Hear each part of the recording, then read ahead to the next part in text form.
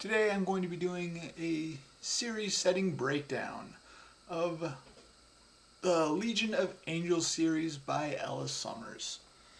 My series setting breakdowns, I will be discussing the setting and the overall world around a series, so that way it might pique interest in the series and so you could go give it a read for yourself. Alright, now, like I said, today we are doing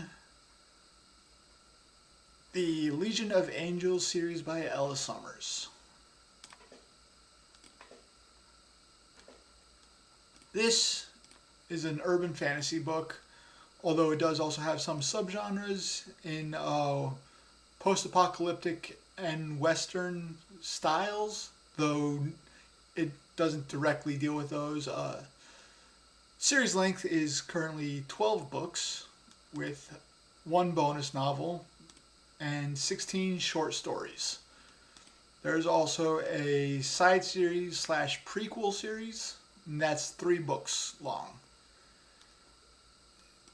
It is an ongoing series, so more books to come. The series is set in the eastern United States, and it's specifically located in New York City, though it does travel around a little bit. One of the main places it goes to is the place where our main character is from, and that is called Purgatory, which is a small, almost western-like town that is set on adjacent to a location known as the Wall. And the Wall is a large, divine, magical structure that is designed to keep out a bunch of monsters and contain them into an area known as the Wasteland. Alright, now, the majority of the series revolves around a group known as the Legion of Angels. That is a military force that is run by the gods of the world, and what happens is as you gain increase through the ranks in the Legion, you gain more powers and are gifted more abilities, and each of those abilities kind of reflect what is already a supernatural power from various supernatural races through the that inhabit the world. Now, the training is particularly brutal and violent for 2 reasons. One, there is magical healing, so short of death, most things can be recovered from in a relatively short amount of time. And secondly, the training is so harsh and brutal because to gain these powers, the members of the Legion have to drink something that is called nectar, and if they're not strong enough, the nectar will kill them. So that provides more incentive to push as hard as possible. Now, each rank is granted a specific power, so everybody who is at a certain rank has already achieved all the powers previous. And the nectar is really, it's the nectar of the gods, and what that is it's, the substance that does grant the powers, but the way they use it is they'll like water it down or use fairly small doses in the beginning, but they steadily increase over time, and that is what grants these powers. Now, like I said, many die when consuming the nectar, so it is a very risky proposition. Alright, now since each of the powers that are granted under the Legion correspond with an individual race, I figured I'd just lump them all together to describe them all in one group. So, first off, you have the initiates. They have no initial innate power. Just once they join, they're given a small dose of nectar to sort of grant them magical abilities, or to grant them the ability to gain magic. Next, we have what is called the Vampire's Kiss. That is grants them the same abilities as vampires, which is increased physical strength, speed, reflexes, and it also grants them the ability to heal themselves by drinking blood. Now, that's to note that vampires aren't required to drink blood to survive, but it does enhance them and allow them to heal themselves. Next rank up is the Corporal, and the benefit is the Witch's Cauldron. And the witches in the world are known for two particular things. One is their potions and their spells. Two is their magitech. So basically, the Witch's Cauldron allows them to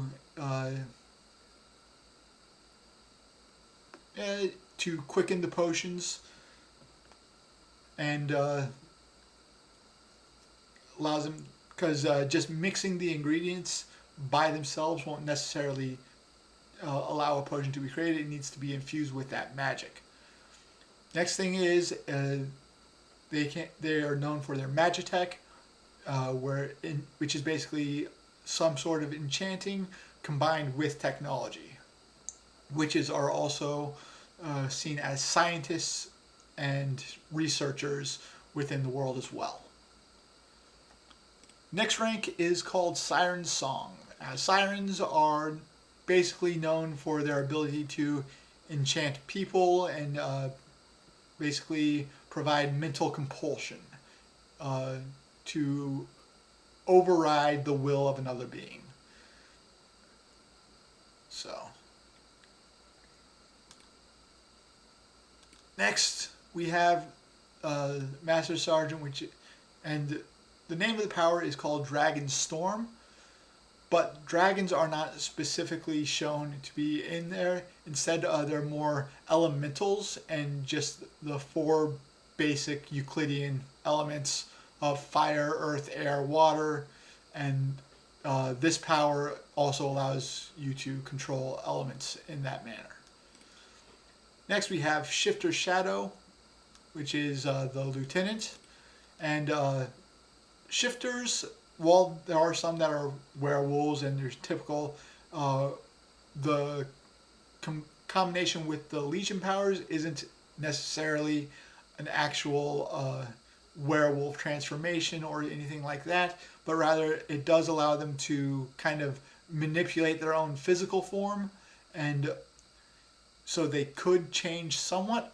But another thing is it allows them to manipulate some people's perceptions. So it allows for, it adds in a bit of that illusion magic as well. So, next up we have Psychic Spell, which is the captain rank. And psychics specifically here only deal with telekinesis and remotely manipulating objects with your mind. Next we have the Fairy's Touch, which is the major rank. Fairy's Touch is primarily focused around healing and curing wounds, diseases, things of that nature. And we get into the Angels. Next rank, Angel's Flight. It provides wings, which is a large physical change, and angels are always seen to be very special and powerful. Also, at this rank, once you become an angel, then all your previous abilities that you gained are greatly enhanced. So angels are always shown as being like a step ahead of everyone else, and they're considered far more aloof, you could say, and haughty and very territorial. So,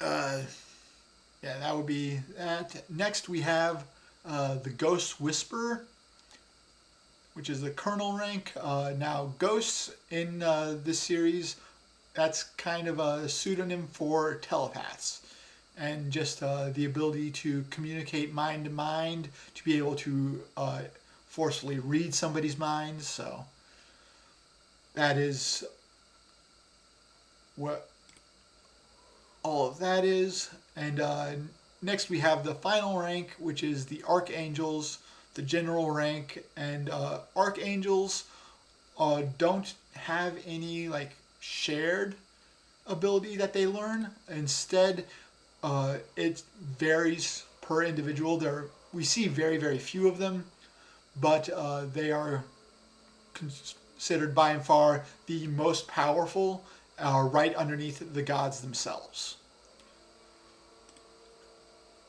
Now, I mentioned that the gods have a very interactive relationship with the world. They do show up, and there is a gods council. Now, there are a total of 7 gods, and that is for pretty much each of the species, with the exception of the angels and the ghosts. Those are the only ones that don't have a direct representative on the gods council. But since angels only exist within the Legion of Angels and are only able to be developed through the Legion, they aren't necessarily a unique race unto themselves, unlike all the others. So, first we have Valora. She is the queen of the Gods Council. She is the goddess that represents the shifters and shifter magic.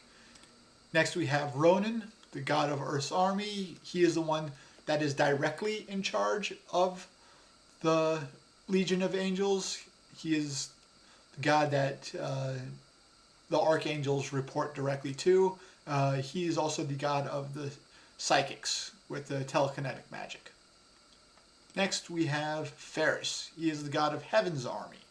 Heaven's army is basically an army that it's an army of like lesser gods, and it is similar to the Legion of Angels in that whereas the Legion is fighting monsters and demons and the bad guys on Earth, the Heaven's army is fighting the demons and monsters everywhere on all the other planets and planes of existence out there. So Ferris himself, he is also the god of sirens, and the siren magic, the ability to manipulate people's minds. Next we have Zarian. He is the god of faith. He is the god who most represents the vampires. We don't get as much, but he is typically seen as the most pious of the gods. So then we have Maya, the goddess of healing. One other thing, I believe Zarian and Ferris are actual brothers. And we also have Maya, the goddess of healing, who obviously represents Ferris, and her twin sister, Mita, the goddess of technology, who represents the witches. Then last we have Alaris, the god of nature, who is also called like the emperor of the elements, and he represents the elementals with the elemental dragon magic. Alright, now the key historic event that sort of defines a lot of this world was the arrival of the monsters. Monsters showed up during what some of the ongoing war between the gods and the demons, and that is when monsters showed up, and neither the gods nor the demons could really control them, or and they also demonstrated some resistance to that magic. So that is one of the reasons why the Legion was created, to protect humanity from the monsters. We do learn more about monsters and what happened and their origin later on in the series. Now, they showed up roughly 200 years ago, and they live in the wasteland. And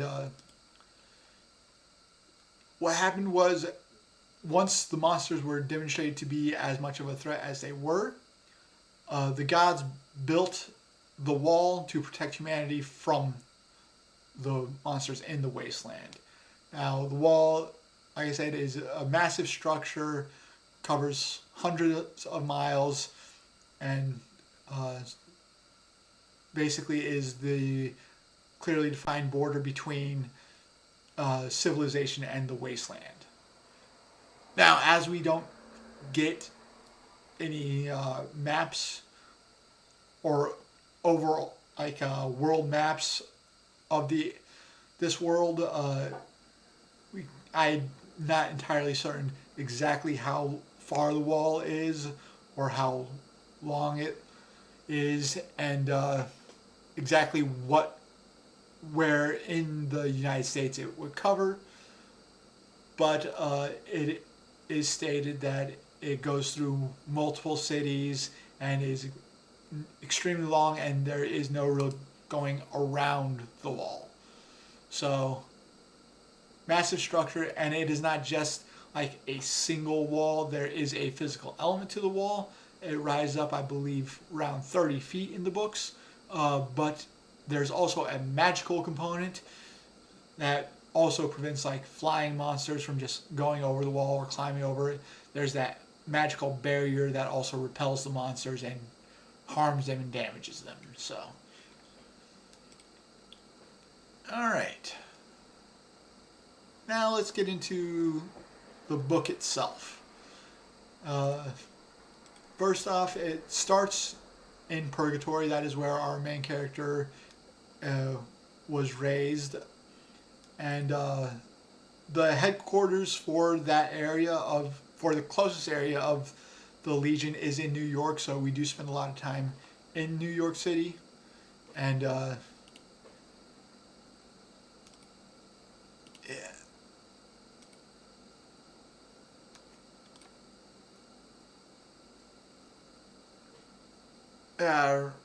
So that's where we spend a lot of the time.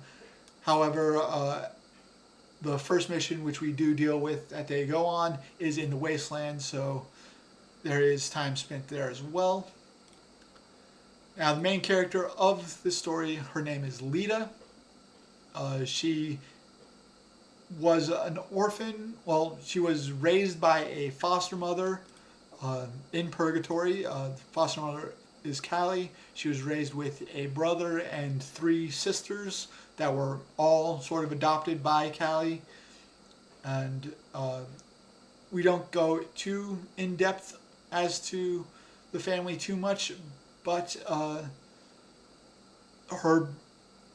what we do know is that one of her sisters, Bella, is a witch, whereas her brother Zane, he is a ghost or a telepath. Telepaths are very rare, so he would be very sought after by the Legion, but they sort of keep his abilities under wraps to prevent attracting attention to him. Now, when we get to the Legion, because what happens is Lita and her family are all bounty hunters. So they go around collecting bounties since law enforcement is not quite as organized in this book as is in some others. So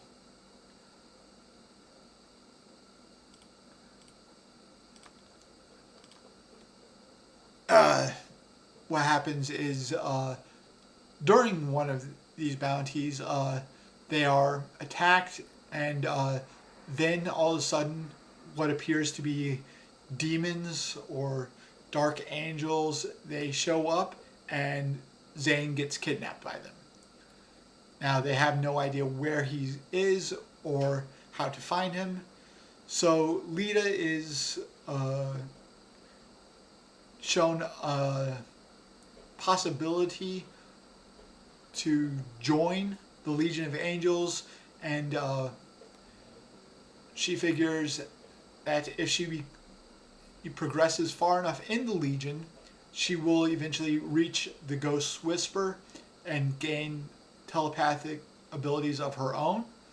And once she does that, she will be able to connect with her brother and use that connection to find him and rescue him from whoever took him. So that is why she initially joins the Legion. So the main characters we find in the Legion are Colonel Nero Windstriker.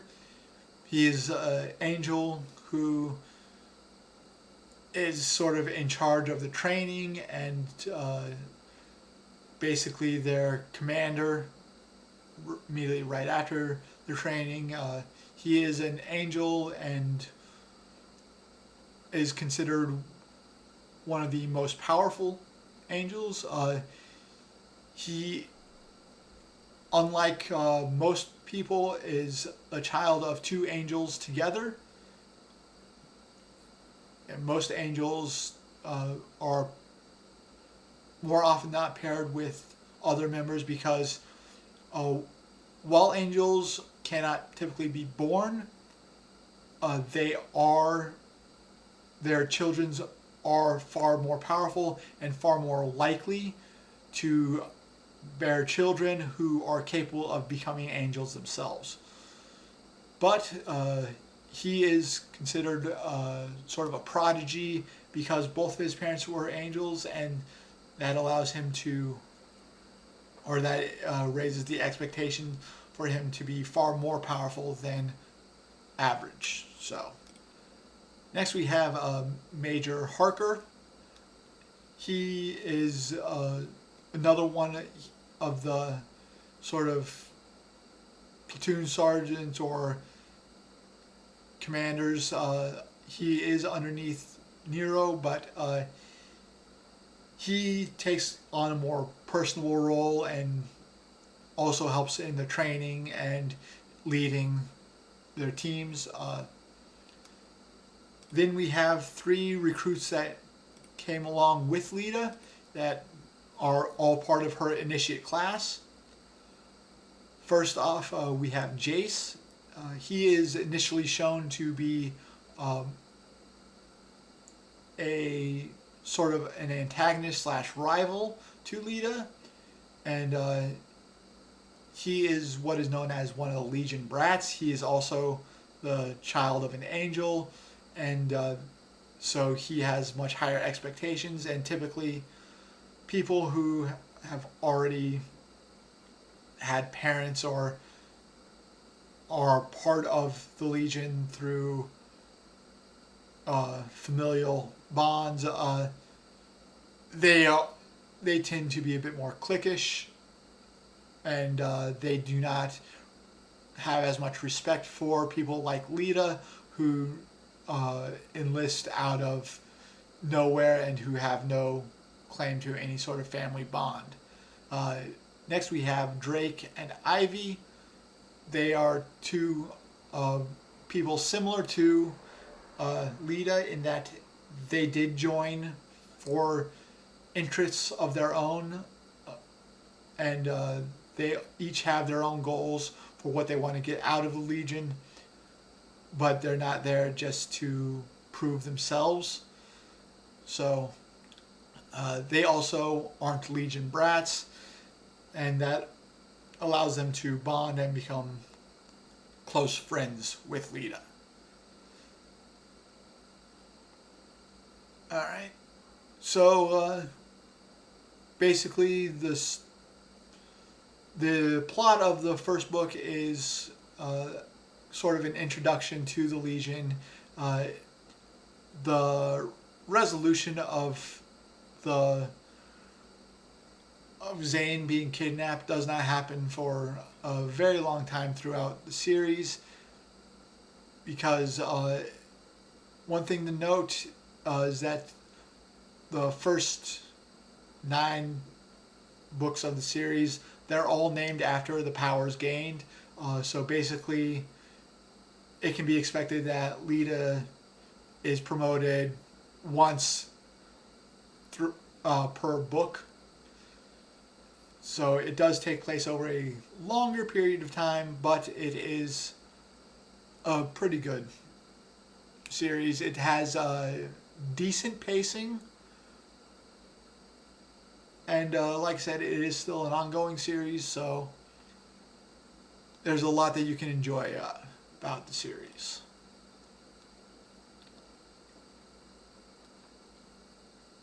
All right.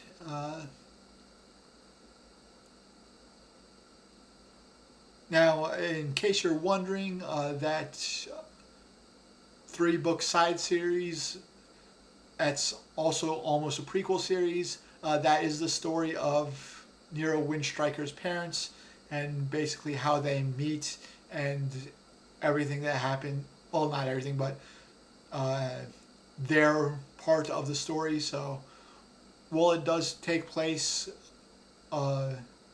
chronologically before the main series, it is not recommended to read it until you've moved further along through the series. So,